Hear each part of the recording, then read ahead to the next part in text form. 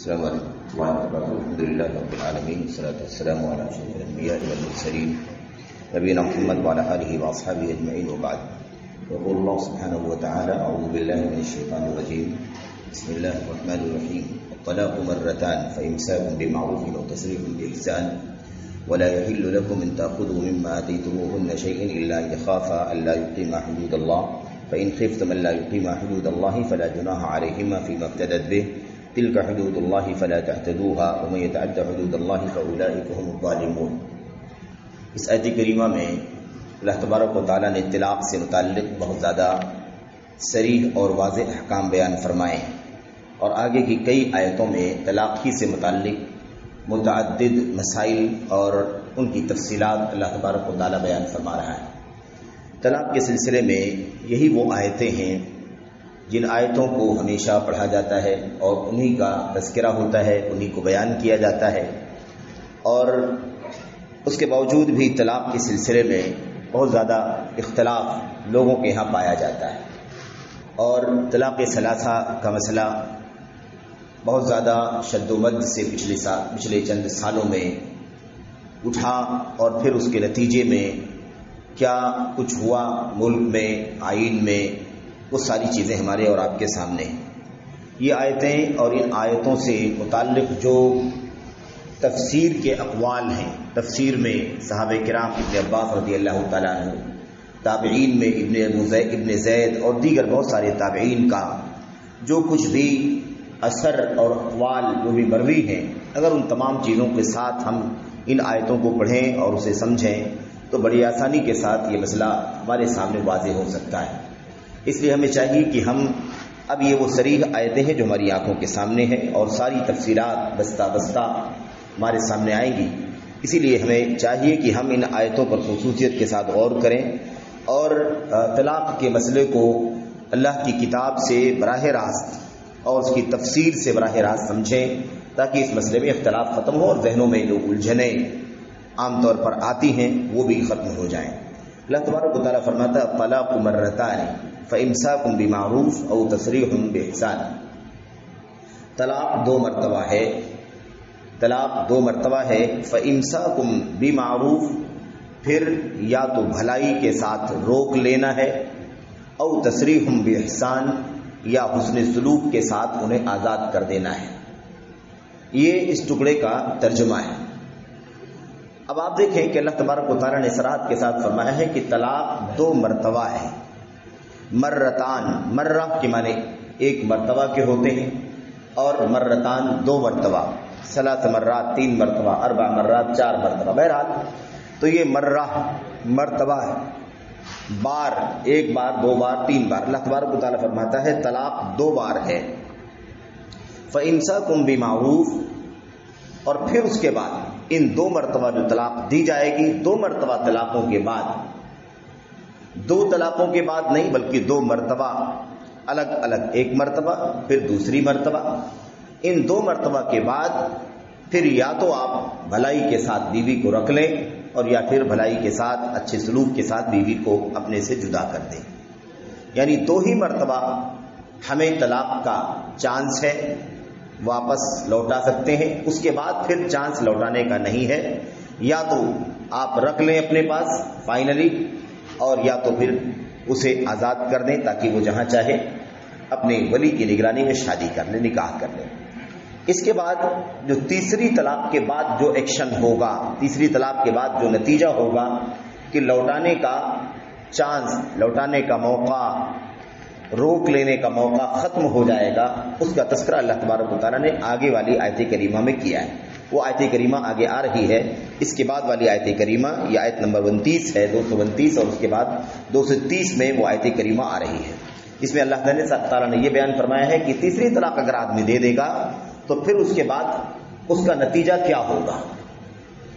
اب یہ جو آیت کریمہ، اس کا ٹکڑا جو آپ کے سامنے پڑھا گیا ہے، اس آیت کریمہ کی تفسیر جب ہم دیکھتے ہیں تو تفسیر میں امام ابن جریر طبری رحمۃ اللہ علیہ نے اپنی تفسیر کے اندر روایت نقل کی ہے. ابن زید مشہور تابعی ہیں، مفسر ہیں، ان سے روایت نقل کی ہے. انہوں نے اس آیت کریمہ کا معنی بتلایا ہے، اس آیت کریمہ کی تفسیر سمجھائی ہے اس کا پس منظر بتلایا ہے کہ آیت کریمہ جو اتری ہے وہ کس وجہ سے اتری ہے، کس ماحول میں اتری ہے، کیا بتلانے کے لیے اتری ہے، کیا چل رہا ہے۔ وہ بیان کرتے ہیں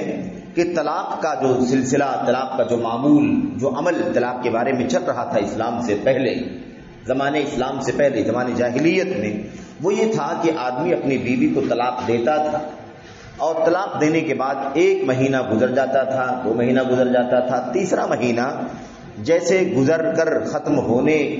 کا وقت آتا تھا، پھر وہ اپنی بیوی سے رجوع کر لیتا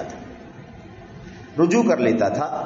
کیونکہ اس کے بعد اگر وہ رجوع نہ کرتا، تیسرے مہینے کے بعد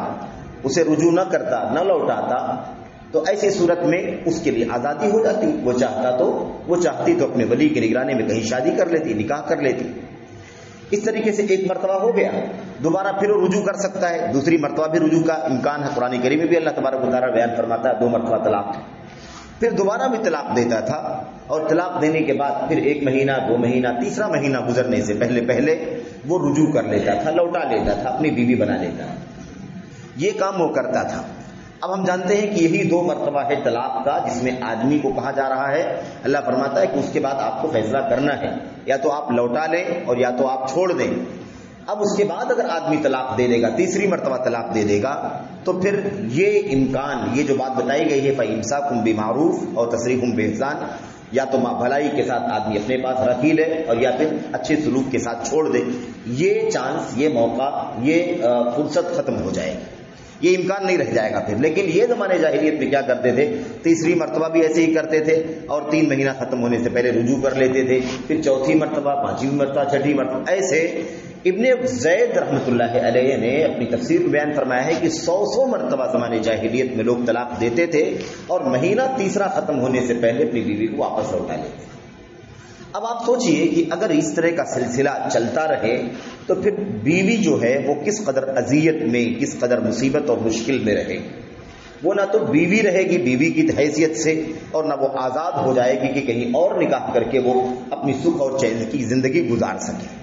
اس کے لیے دونوں راستے نہیں رہیں گے، کیونکہ یہ آدمی کیا کرتا تھا زمانے جاہلیت کے اندر، 100 مرتبہ ایسا کرتا رہتا تھا۔ مقصد کیا رہتا تھا، الاضرار بالزوجہ، بیوی کو تکلیف پہنچانا، بیوی کو غلام بنانا، بیوی کی تذلیل کرنا، بیوی کے ساتھ اس سلوک اس لیے کرنا تاکہ بیوی کی کوئی حیثیت نہ رہے، ہم ہی سب کچھ ہیں، تم ہمارے ماتحت ہو، ہم جس طرح سے چاہیں گے تمہارے ساتھ تصرف کریں گے، تمہارے ساتھ معاملہ کریں گے، تمہیں اس کا کوئی بھی اختیار نہیں ہے۔ اب یہ ظلم اور اس طرح کا ظلم ہم اور آپ جانتے ہیں کہ زمانے جاہلیت میں اتنا زیادہ تھا جسے شمار بھی نہیں کیا جا سکتا، متعدد ظلم کی شکلیں تھیں، بہت ساری شکلیں تھیں ظلم کی، اس میں سے ایک شکل بیویوں کے ساتھ اس ظلم کی بھی تھی کہ زمانے جاہلیت میں لوگ یہ جیسا کہ آپ نے دیکھا کہ لوگ اس طرح سے 3 مہینہ ختم ہونے سے پہلے 3 حیض ختم ہونے سے پہلے رجوع کرتے تھے، اور اس طرح کا معاملہ اللہ فرماتا ہے کہ 2 ہی چانس ہے، آدمی یہ کام 2 ہی مرتبہ زندگی میں کر سکتا ہے، اس کے بعد پھر تیسری مرتبہ اگر طلاق دیتا ہے تو پھر یہ معاملہ ہی تمہارے پاس نہیں رہ جائے گا کہ تم رجوع کر سکو، پھر رجوع کا سلسلہ بند ہو جائے گا۔ یہ زمانے جاہلیت میں 100 مرتبہ لوگ کرتے تھے، 20 مرتبہ، 30 40 مرتبہ، کوئی 25 مرتبہ کر رہا ہے، کوئی 30 مرتبہ کر رہا ہے، لوگ 100 مرتبہ ایسا کرتے تھے۔ اب آپ سوچئے کہ اگر 3 مہینے کے حساب سے اگر کسی نے 25 مرتبہ ایسا معاملہ کیا ہے تو کتنی مدت تک بیوی ظلم اور زیادتی کے چکی میں پستی رہے گی؟ لوگوں نے 100 مرتبہ اگر ایسا سلوک کیا کسی بیوی کے ساتھ اپنی، تو آپ بتائیے کہ 3 مہینہ، ایک مدت 3 مہینے کی ہوتی ہے، تو آپ بتائیے کہ ایسے کتنا سال اس کا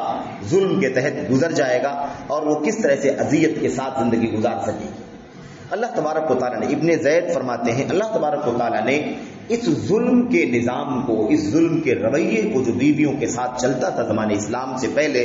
اس کو اللہ تبارک و تعالیٰ نے اس آیت کریمہ کے ذریعے سے اٹھا لیا۔ یہ نظام جو چلتا تھا اسے اللہ تبارک و تعالیٰ نے اٹھا لیا۔ اچھا، اور یہ نظام اسلام کے بعد بھی اس وقت تک چلتا رہا جب تک کہ یہ حکم اللہ تبارک و تعالیٰ کا نہیں اترا۔ اللہ تبارک و تعالیٰ، آپ جانتے ہیں کہ یہ سورت مدنی ہے، سورہ بقرہ مدنی ہے، اللہ تبارک و تعالیٰ نے اس کے اندر یہ احکام بیان فرمائے۔ مکہ کا 13 سالہ دور، اور اس کے بعد مدینے میں جب یہ آیت کریمہ اتری ہے، اس سے پہلے ظاہر ہے کہ کوئی پابندی نہیں تھی، تو عورتوں کے ساتھ، بیویوں کے ساتھ ظلم وغیرہ کے معاملے چلتے تھے۔ جو لوگ انسانیت رکھتے تھے، عقل اور شرافت جن کے ہم موجود تھی، وہ تو ایسے بھی ظلم سے اپنے آپ کو بچاتے تھے، لیکن ظاہر ہے کہ یہ نظام جب تک نہیں اترا تھا اس طرح کے معاملات عام طور پر ہوا کرتے تھے۔ زمانے جاہلیت میں تو حد سے زیادہ یہ معاملہ تھا، لیکن اسلام کی آمد کے بعد اللہ تبارک و تعالیٰ کے دین کے اندر عورتوں کے بہت سارے حقوق بتلائے گئے، اور لوگوں کو اخلاق، دین، شرافت اور ایسے ہی لوگوں کے ساتھ حسن سلوک، بیویوں کے ساتھ اچھے معاملات کرنا، یہ ساری تعلیم دی گئی۔ تو گرچہ یہ حکم نہیں اترا تھا کہ لوگ 2 ہی مرتبہ اپنی بیویوں کو طلاق دے سکتے ہیں، تیسری مرتبہ کے بعد رجوع نہیں کر سکیں گے، یہ حکم نازل ہونے سے پہلے بھی بہت سارے لوگ جو ہے وہ بہرحال اللہ کے نبی علیہ السلام کی زندگی کے ساتھ میں رہ کر کے آپ کے اخلاق، آپ کی تعلیمات، قرآن کریم کی تعلیمات کے ذریعے سے بہت کچھ سے اپنے آپ کو بچاتے تھے، لیکن ظاہر ہے کہ پابندی نہیں اتری تھی، تو اس طرح کے واقعات پیش آیا کرتے تھے اسلام کی آمد کے بعد بھی۔ اور اس بات کو حضرت عمر بن خطاب رضی اللہ تعالیٰ عنہ نے صحیح بخاری میں جیسا کہ روایت موجود ہے انہوں نے بیان کیا ہے کہ ہم لوگ اسلام اسلام کے آنے سے پہلے اور اسلام کے آنے کے بعد جب تک عورتوں سے متعلق قرآن کریم کی آیات نازل نہیں ہوئی، عورتوں کے حقوق نہیں بتلائے گئے، عورتوں کا مقام نہیں واضح کیا گیا، ان کے لیے اللہ تبارک و تعالیٰ نے بہت سارے اختیارات جب تک نہیں اتار دیے، تب تک ہم صاف کہتے ہیں، وہ عبداللہ بن حضرت عمر بن خطاب خود بڑی صراحت سے کہتے ہیں کہ ہم لوگ عورتوں کا کوئی بھی مقام نہیں سمجھتے تھے، ہم ان کا کوئی حق، ہم ان کا کوئی درجہ، کوئی مقام، کوئی حیثیت ہم کاؤنٹ ہی نہیں کرتے، شمار ہی نہیں کرتے تھے کہ ان کی بھی کوئی حیثیت، ہم ان کو کچھ بھی سمجھتے ہی نہیں تھے، ہم ان کا کوئی حق نہیں پہچانتے تھے، یہ حالت تھی ہماری۔ کہتے ہیں حتی جاء الاسلام ونزل فیہن القرآن، یہاں تک کہ اسلام اترا، نبی کریم صلی اللہ علیہ وسلم کے اوپر قرآن کریم کے اندر آیتیں اتری جس میں عورتوں کے حقوق بیان کیے گئے، ان کے احکام اللہ تبارک و تعالیٰ نے بیان فرمائے۔ کہتے ہیں تب جا کر کے ہم نے عورتوں کو ان کی دھیرے دھیرے ان کی حیثیت دینا شروع کر دیا، اور یہ بھی بتلایا کہ کسی موقع پر میری بیوی نے جب یہ احکام نازل ہو گئے، بہت سارے احکام عورتوں کے بارے میں، تو ظاہر ہے کہ عورتوں کے احکام نازل ہوئے، وہ ظلم کی چکی میں پس رہی تھی، اللہ تبارک و تعالیٰ نے آزاد کر دیا دھیرے دھیرے۔ تو کہتے ہیں کہ ایک موقع پر میری بیوی نے مجھ سے کوئی بات چیت ہو گئی، تو وہ جب اس کا حق قرآن کریم میں اتر گیا عورتوں کا، تو ان کو ایک کانفیڈنس ہو گیا، ایک اعتماد بن گیا، ایک مضبوطی آ گئی۔ تو میری بیوی نے مجھ سے گفتگو جب کی تو گفتگو میں تیزی آ گئی، تو میں نے اپنی بیوی سے کہا کہ اچھا آج تمہاری یہ حالت ہے کہ تم زبان لڑاتی ہو، بات کرنے کے لیے ہمارے ساتھ میں بات کرنے کی ہمت کرتی ہو، ورنہ اسلام کی آمد سے پہلے، قرآن کریم کی آیتوں کے اترنے سے پہلے، نبی کریم صلی اللہ علیہ وسلم نے تمہیں جو حقوق دیے ہیں اس سے پہلے تمہاری کیا حالت تھی، اپنی پرانی تاریخ دہراؤ، دیکھو کہ تمہاری کیا حالت تھی۔ تو یہ صراحت ہے، بڑی وضاحت ہے کہ ہم اسلام کی آمد سے پہلے، احکام کے اترنے سے پہلے کوئی قیمت نہیں سمجھتے تھے۔ اور آپ دیکھیے کہ زمانے جاہلیت کا حال کیا تھا کہ لوگ کم سے کم 100 مطلب لوگ یعنی 1 سے زائد مرتبہ یوں ہی طلاق دیتے تھے، لوٹاتے تھے، طلاق دیتے تھے، لوٹاتے تھے، 1 سے زائد مرتبہ، 10 20 100 مرتبہ تک لوگ اس طرح کا سلوک کیا کرتے تھے۔ اللہ تبارک و تعالیٰ نے یہ نظام، یہ طریقہ، یہ رویہ اسے صراحت کے ساتھ بند کر دیا، اور اللہ نے فرمایا کہ سن لو طلاق مرتان، طلاق 2 مرتبہ ہے، جس میں تم کیا کر سکتے ہو، تمہیں کیا کرنا ہے، تمہیں کیا اختیار ہے، فَإِمْسَاكٌ بِمَعْرُوفٍ أَوْ تَسْرِيحٌ بِإِحْسَانٍ، 2 ہی مرتبہ، 1 مرتبہ طلاق تم نے دے دی زندگی میں تو تمہارے لیے کیا اختیار ہے، فَإِمْسَاكٌ بِمَعْرُوفٍ أَوْ تَسْرِيحٌ بِإِحْسَانٍ، تم یا تو اسے بھلائی کے ساتھ روک لو، اپنے پاس رکھ لو دوبارہ، یعنی حالات صحیح کر لو، اور یا تو تم بھلائی اور اچھے سلوک کے ساتھ انہیں چھوڑ دو۔ دوسری مرتبہ پھر کبھی تم نے طلاق دے دی زندگی کے اندر، تو پھر تمہارے لیے یہ موقع ہے امساک بمعروف و تسریح باحسان، یا تو چھوڑ دو اور یا تو تم رکھ لو اور یا تو چھوڑ دو، یہ 2 ہی مرتبہ تم کام کر سکتے ہو۔ یہ موقع صرف 2 مرتبہ تمہیں اللہ تبارک و تعالیٰ کی طرف سے دیا جاتا ہے۔ اس کے بعد اللہ تعالیٰ نے فرمایا کہ تیسری مرتبہ تم طلاق دے دو گے تو پھر تمہیں رجوع کرنے کا حق باقی نہیں بچے گا۔ اللہ تبارک و تعالیٰ نے پابندی لگائی اس ظالمانہ رویے پر، اس بربریت کے قانون پر، جو جاہلی قانون تھا، اسے اللہ تبارک و تعالیٰ نے قرآن کریم کی اس آیت کریمہ کے ذریعے سے بند کیا، اور پھر عورتوں کے ساتھ جو ظلم کا سلسلہ چل رہا تھا اس سلسلے پر قدغن لگ گئی، رکاوٹ آ گئی، اور پھر لوگ اس کے پابند ہو گئے۔ اور آپ سوچیے کہ جہاں 100 مرتبہ عورتوں کے ساتھ سلوک کیا جاتا رہا ہو، اللہ تبارک و تعالیٰ نے انہیں کتنی بڑی مصیبت سے، کتنی بڑی اذیت سے نجات دلا دی۔ تو یہ ہے اس کا پس منظر. اب واضح ہو گئی بات کہ اللہ تبارک و تعالیٰ کا نظام کیا ہے کہ صرف زندگی بھر میں، پوری زندگی میں ایک مرتبہ ہو جائے طلاق کسی وجہ سے تو یہ موقع ہے،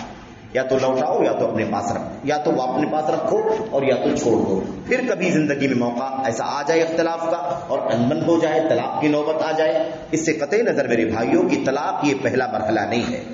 قرآن کریم کی آیتیں وہ آ رہی ہیں آگے انشاءاللہ تبارک و تعالیٰ، اس میں اس بات کی صراحت ہے کہ طلاق سے پہلے تین چار راستے اور تین چار سولوشن اللہ تبارک و تعالیٰ نے بتلائے ہیں، جس کے ذریعے سے عام طور پر جو میاں بیوی کے اختلافات ہوتے ہیں وہ ختم ہو جاتے ہیں، اور آپس میں جو ناچاقی ہوتی ہے، آپس میں جو ٹکراؤ اور اختلاف ہوتا ہے وہ ختم ہو جاتا ہے. عام طور پر بہت کم ایسے کیسز باقی بچتے ہیں جس میں طلاق دینے کی ہی نوبت آتی ہے. تو ایک تو وہ سارے مراحل ہیں، اور اس کے بعد طلاق کی نوبت آ ہی جائے تو پھر یہ یاد رکھیں کہ زندگی میں ایک مرتبہ ایسا مسئلہ ہو تو لوٹانے کا اختیار ہے یا چھوڑ دینے کا اختیار ہے. دوسری مرتبہ اگر ایسی نوبت آ جائے کبھی تو پھر بھی اسے اپنی پاس لوٹا کر رکھ لینے، بیوی بنا لینے یا اسے چھوڑ دینے کا اختیار باقی رہتا ہے. ان دو طلاقوں کے بعد تیسری طلاق بولتے ہی بیوی ہمیشہ کے لیے جدا ہو جائے گی، پھر رجوع کرنے کا اختیار باقی نہیں بچے گا. اس کا ایک لمبا پروسیجر ہے اور وہ پروسیجر اپنے ہاتھ میں نہیں ہے، اللہ تبارک و تعالیٰ کی مرضی کے حوالے ہے، اور وہ چیز آج اسے بدل کر کے ایک لعنت کی شکل دے دی گئی ہے جس کو ہم حلالہ کہتے ہیں. بہرحال اس پر بھی بات انشاءاللہ تبارک و تعالیٰ آئے گی. تو ایک بات تو یہ ہے، ہمارے سامنے ابن زید کی تفسیر سے یہ بات واضح ہو گئی، امام ابن جریر طبری نے روایت کو نقل کیا ہے. دوسری بات اس آیت کریمہ کے حوالے سے دو طلاقوں کے بارے میں ابن عباس رضی اللہ تعالیٰ عنہ کی، اور یہ روایت جو ہے امام ابو داؤد رحمۃ اللہ علیہ نے سنن میں نقل فرمایا ہے، اور اس کے اندر وضاحت کیا ہے. ابن عباس رضی اللہ تعالیٰ عنہ اس آیت کریمہ سے پہلے جو آیت ہم نے پڑھی ہے والمطلقات یتربصن بانفسهن ثلاثه قروء، اور اس کے آگے اللہ نے فرمایا وبعولتهن احق بردهن. اللہ تعالیٰ نے فرمایا کہ طلاق پانے والی عورتیں 3 مہینے تک انتظار کریں، اور آگے اللہ نے فرمایا تھا کہ ان کے شوہر ان کے لوٹانے کے زیادہ حقدار ہیں. اس ٹکڑے کی تفسیر کرتے ہوئے ابن عباس فرماتے ہیں، وہ کہتے ہیں کہ یہ جو بات ہے کہ ان کے شوہر ان کو لوٹانے کے زیادہ حقدار ہیں، یہ حقدار کب تک رہیں گے؟ انہی 2 مرتبہ کی طلاقوں میں. ایک مرتبہ طلاق دے دیا 3 مہینہ گزرنے سے پہلے ظاہر ہے کہ اس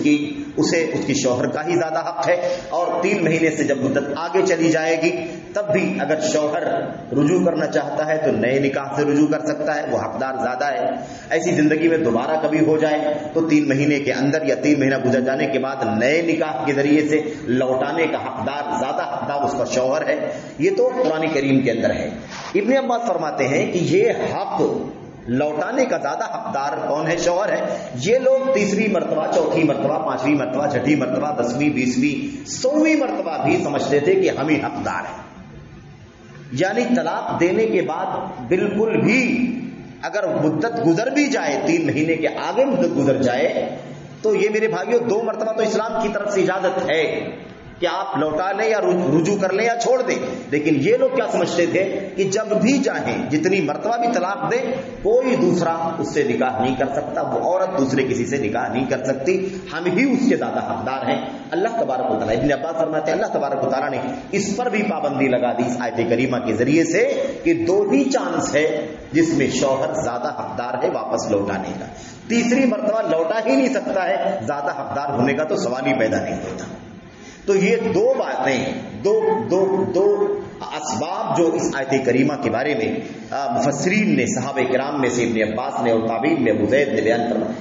نے بیان فرمایا ہے. اس سے یہ بات بالکل واضح ہو جاتی ہے کہ اس آیت کریمہ کا جو نزول ہوا ہے وہ کس پس منظر میں ہوا ہے، کس ماحول میں ہوا، کیا چل رہا تھا. اس کو ختم کرنے کے لیے اسلام نے، اللہ تبارک و تعالیٰ نے اسلام میں یہ نظام بیان فرمایا کہ اسلام کے اندر بیویوں کو طلاق دینے کے اور واپس لوٹا لینے کے حق کے سلسلے میں صرف اور صرف 2 موقع ہیں. 2 ہی موقع. تیسری مرتبہ اگر آدمی نے طلاق دے دیا تو ایسی صورت میں میرے بھائیوں اسے لوٹانے کا اختیار نہیں ہے. تیسری بات جو معلوم پڑتی ہے اس آیت کریمہ سے وہ یہ ہے کہ اللہ تبارک و تعالیٰ نے 2 مرتبہ کہا ہے، یعنی 2 مرتبہ، 2 بار. ایک بار زبان سے بولنے کے اعتبار سے بار نہیں، بلکہ 2 مرتبہ، ایک بار زندگی میں طلاق ہو گئی اور اس کے بعد 3 مہینہ گزرنے سے پہلے رجوع کر لیا، یا 3 مہینے کے بعد نئے نکاح سے رجوع کر لیا، یہ ایک بار ہوا. اور ایسے ہی پھر کبھی زندگی میں کوئی معاملہ ہو گیا تو پھر یہ دوسری مرتبہ ہوگا. یہ ہے 2 مرتبہ. اس لیے ایک مرتبہ ایک ہی مجلس میں یا ایک ہی ساتھ میں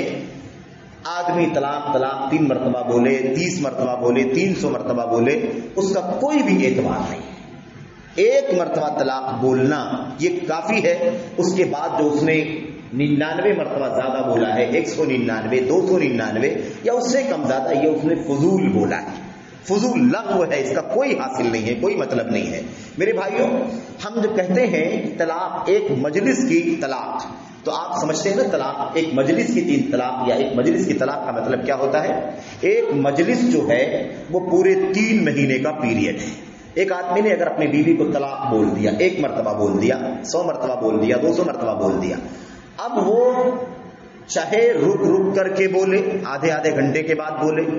1 ہفتے کے بعد بولے، 24 گھنٹے کے بعد بولے، 3 ہفتے کے بعد بولے، 1 مہینے کے بعد بولے، کتنی بھی مرتبہ بولے، کوئی بھی طلاق اپلائی نہیں ہوگی. اس پورے 3 مہینے کو جو اللہ نے فرمایا 3 مہینے انتظار کریں گی، 3 حیض کے ایام یعنی 3 پیریڈ انتظار کریں گی. اس پورے 3 پیریڈ کو ایک مجلس کہا جاتا ہے.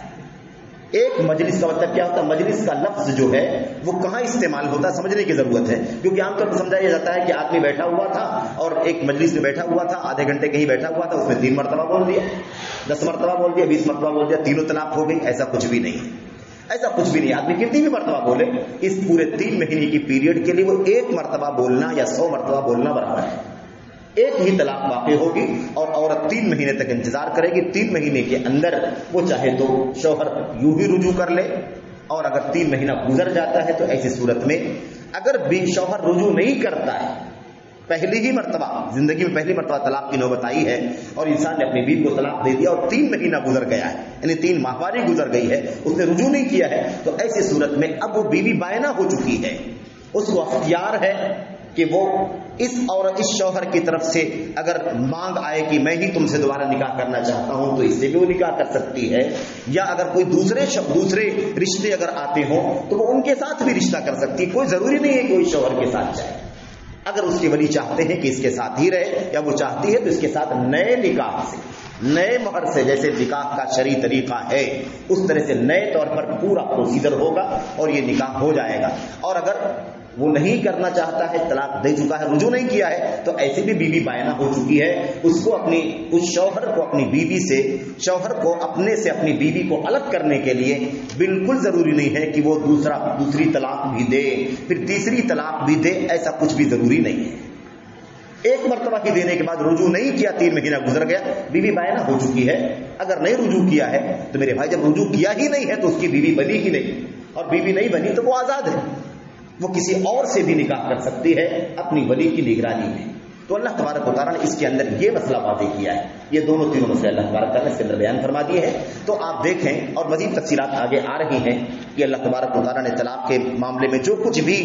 شکلیں ہو سکتی ہیں، جو کچھ بھی اختلاف اور جو کچھ بھی انبن ہوتی ہے میاں بیوی کے درمیان، اس کے نتیجے میں جو بھی حالات رونما ہوتے ہیں ان سب کا سولوشن، ان سب کا حل اللہ عز و جل نے بیان فرمایا. تو اللہ سے دعا کریں کہ اللہ تبارک و تعالیٰ طلاق کے مسئلے کو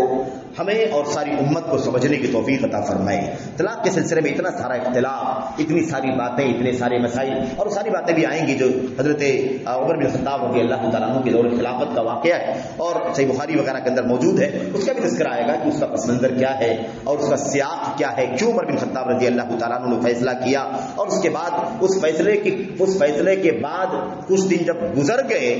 جب حالات تبدیل ہو گئے تو عمر بن خطاب رضی اللہ تعالیٰ عنہ نے اس فیصلے کے بارے میں کیا کہا، ان کو کس طرح سے اپنے اس سرکاری فیصلے یا خلیفہ کے فیصلے کے اوپر کس قدر افسوس بھی ہوا، اس کا بھی تذکرہ انشاءاللہ تبارک و تعالیٰ آپ کے سامنے آئے گا. دعا ہے کہ اللہ تبارک و تعالیٰ ہمیں اور آپ کو ان آیتوں کے معانی اور اس کی تفسیر سمجھنے کی توفیق عطا فرمائے اور اس کی روشنی میں اپنی زندگی کے احکام اور مسائل کو حل کرنے کی توفیق بخشے. آمین رب العالمین. صلی اللہ وسلم و بارک علی نبینا محمد وعلی آلہ وصحبہ اجمعین. السلام علیکم ورحمۃ اللہ وبرکاتہ.